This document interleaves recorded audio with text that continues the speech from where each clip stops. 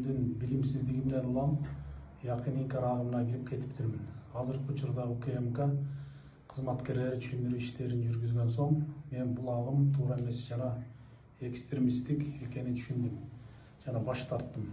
Баарыңарды салттуу ислам динин карманууга чакырам. Баш тарттым. Негизинде мен ошол агымдан баш тарттым да. Баш тарттым. Баш тартууга чакырам.